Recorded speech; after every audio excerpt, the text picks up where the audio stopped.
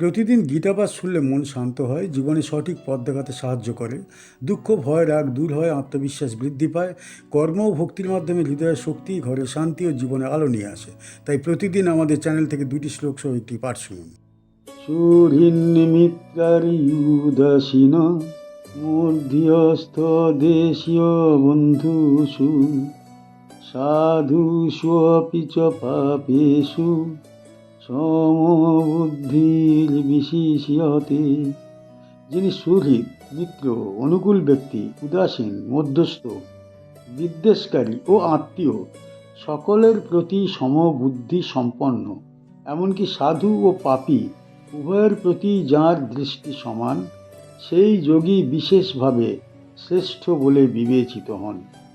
সুহৃদ মানে উপকারী বা মঙ্গলকামী ব্যক্তি, মিত্র মানে বন্ধু, আর্য মানে সম্মানযোগ্য ব্যক্তি, উদাসীন মানে নিরপেক্ষ ব্যক্তি, মধ্যস্থ মানে মধ্যস্থতাকারী, দেশ মানে বিদ্বেষকারী, বন্ধুসু মানে আত্মীয়দের প্রতি, সাধুসু অর্থাৎ সৎ ব্যক্তিদের প্রতি, অপি মানে এমনকি, চ এবং পাপেষু মানে অসৎ ব্যক্তিদের প্রতি, সমবুদ্ধি মানে সমদৃষ্টি সম্পন্ন ব্যক্তি, বিশিষ্যতে মানে বিশেষভাবে শ্রেষ্ঠ হন।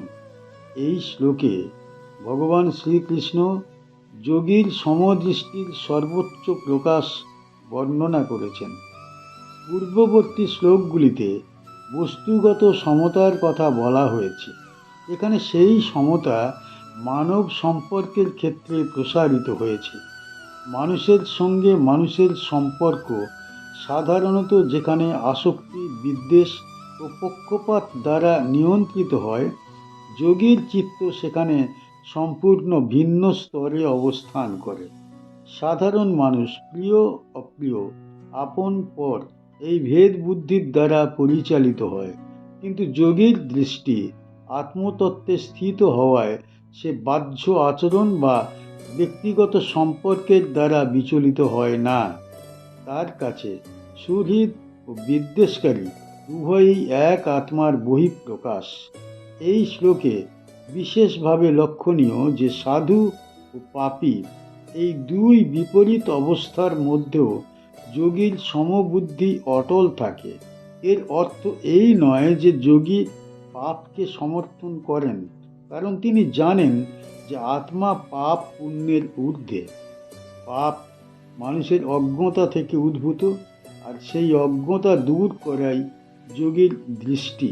এই সমবুদ্ধি কোনো মানসিক উদাসীনতা নয়, এটি গভীর করুণাজনিত সাম্য দৃষ্টি। যোগী সকলের মধ্যেই পরমাত্মার উপলব্ধি করেন। এই কারণে তিনি কারোর প্রতি বিদ্বেষ পোষণ করেন না, আবার অন্ধ আসক্তিতেও আবদ্ধ হন না। এই শ্লোক যোগীর চরিত্রের এক মহান আদর্শ স্থাপন করেন। মানব সমাজের সকল স্তরের মানুষের প্রতি সমভাব। এই শ্লোকটি ধ্যানযোগ ও আত্মজ্ঞান প্রসঙ্গে বলা হয়েছে। পূর্ববর্তী শ্লোকগুলিতে শ্রীকৃষ্ণ যোগীর অন্তরে স্থিরতা, সমভাব ও ইন্দ্রিয় জয়ের কথা বলেছেন। এখানে তিনি সেই স্থিরতার সামাজিক প্রকাশ দেখিয়েছেন। অর্জুন যুদ্ধক্ষেত্রে আত্মীয়, গুরু ও শত্রু এই ভেদের মধ্যে দাঁড়িয়েছিলেন। তার সংকট ছিল সম্পর্কের কারণে। এই শ্লোকের মাধ্যমে শ্রীকৃষ্ণ তাকে বোঝাচ্ছেন যে যোগীর দৃষ্টি এই সম্পর্কগত বিভাজনের ঊর্ধ্বে। এই প্রসঙ্গে শ্রীকৃষ্ণ জানিয়ে দিচ্ছেন যে প্রকৃত যোগী সমাজ থেকে বিচ্ছিন্ন নন, বরং সমাজের মধ্যেই সমবুদ্ধি নিয়ে অবস্থান করেন। এই সমবুদ্ধিই তাকে শ্রেষ্ঠ করে তোলে। এই শ্লোক থেকে আমরা কি শিখতে পারি? এই শ্লোক আমাদের জীবনে গভীর মানবিক ও আত্মিক শিক্ষা প্রদান করে। এটি জানিয়ে দেয় যে প্রকৃত ধর্মবোধ মানুষে মানুষে বিভেদ সৃষ্টি করে না, বরং ভেদ বুদ্ধি দূর করে। এই শ্লোক আরও শেখায় যে সম্পর্কের ভিত্তিতে পক্ষপাত মানুষের অশান্তির মূল। সমবুদ্ধি অর্জিত হলে মন স্বাভাবিকভাবেই শান্ত হয়। এই শ্লোক আরও শিক্ষা দেয় যে সাধু ও পাপী উভয়ের প্রতি করুণাময় দৃষ্টি রাখা ধর্মের উচ্চতর রূপ। বিচার নয়, আত্মবোধই যোগীর পথ। সব মিলিয়ে এই শ্লোক এক মহান আদর্শ স্থাপন করেন। যিনি সকল মানুষের প্রতি সমদৃষ্টি সম্পন্ন, তিনি প্রকৃত যোগী এবং তিনি সত্য অর্থে শ্রেষ্ঠ। এই সমবুদ্ধি গীতার দৃষ্টিতে মানব জীবনের পরম সৌন্দর্য ও ধর্মের পূর্ণতা। যোগী যুঞ্জিত সততম আত্মানং রসি স্থিতঃ একাকীয়ত চিত্তাত্মা নিরাশীর পরিগ্রহ। যোগী সর্বদা আত্মাকে সংযত করা সাধনায় রত থাকবেন। তিনি নির্জন স্থানে অবস্থান করবেন, একাকী থাকবেন, চিত্ত ও মন সংযত রাখবেন, ফল লালসাহীন হবেন এবং সঞ্চয়ের আসক্তি পরিত্যাগ করবেন। যোগী মানে যোগ সাধক, যুঞ্জিত মানে যুক্ত করবেন, সততম মানে সর্বদা, আত্মানম নিজের অন্তরকে, রহস্যি মানে নির্জন স্থানে, স্থিত মানে অবস্থানকারী, একাকী মানে একা, যত চিত্তাত্মা মানে সংযত চিত্ত ও মনসম্পন্ন, নিরাশী মানে ফল লালসাহীন, অপরিগ্রহ মানে সঞ্চয় ও আসক্তিহীন। এই শ্লোকে ভগবান শ্রীকৃষ্ণ যোগ সাধনার ব্যবহারিক বিধান স্পষ্টভাবে প্রকাশ করেছেন। এখানে যোগকে কোনো তাত্ত্বিক আলোচনায় সীমাবদ্ধ না রেখে জীবনের আচরণগত শুদ্ধতায় প্রতিষ্ঠিত করা হয়েছে। যোগীর প্রধান কর্তব্য হল নিজের অন্তরকে সর্বদা সংযত রাখা। এই সংযম কেবল ধ্যানকালে নয়, জীবনযাত্রার সর্বক্ষেত্রেই প্রযোজ্য। নির্জন স্থানে অবস্থানের নির্দেশের মূল উদ্দেশ্য চিত্তের একাগ্রতা। যেখানে ইন্দ্রিয়ের বাহ্য আকর্ষণ কম, সেখানে মন সহজে অন্তর্মুখী হয়। একাকিত্ব এখানে নিঃসঙ্গতা নয়, বরং আত্মসংলগ্নতা। সমাজের কোলাহল থেকে দূরে গিয়ে যোগী নিজের অন্তরের শব্দ শোনেন। চিত্ত ও মন সংযত হওয়া যোগ সাধনার কেন্দ্রবিন্দু। মন স্বভাবতই চঞ্চল ও বিষয়াসক্ত, তাকে সংযত না করতে পারলে যোগের স্থিতি আসে না। এই সংযম কঠোরতা নয়, বরং সচেতন নিয়ন্ত্রণ। নিরাশা অর্থ অলসতা নয়, বরং কর্মফলের প্রতি আসক্তিহীনতা। যোগী কর্ম করেন ধর্মবোধে, ফলপ্রাপ্তির আকাঙ্ক্ষায় নয়।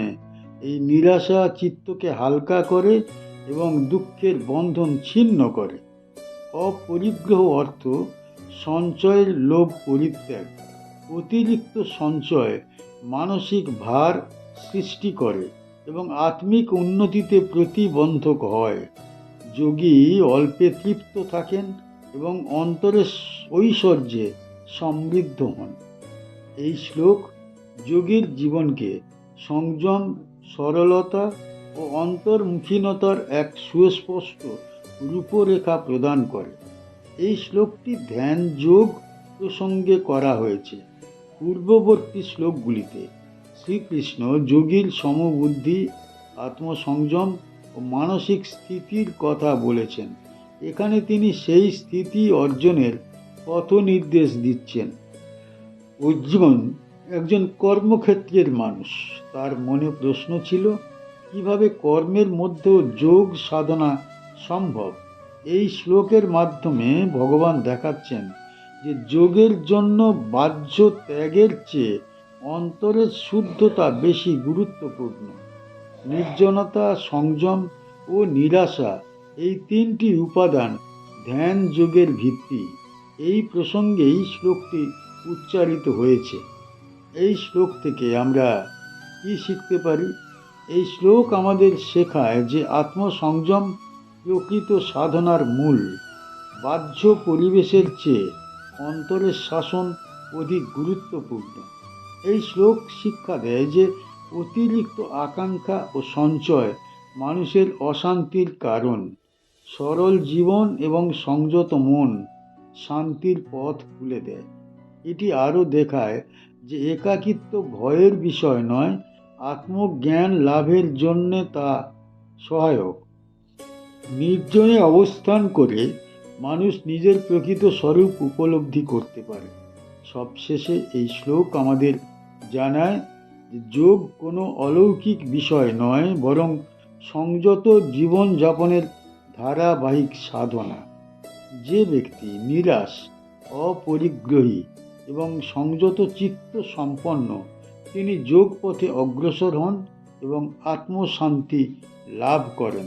আমাদের চ্যানেলের গীতা পাঠ কেমন হয়েছে, ব্যাখ্যা কেমন হয়েছে, আপনার কেমন লেগেছে কমেন্ট বক্সে অবশ্যই জানাবেন এবং প্রতিনিয়ত গীতা পাঠ শোনার জন্য চ্যানেলটা অবশ্যই সাবস্ক্রাইব করে রাখুন। দেখা হচ্ছে পরের ভিডিওতে।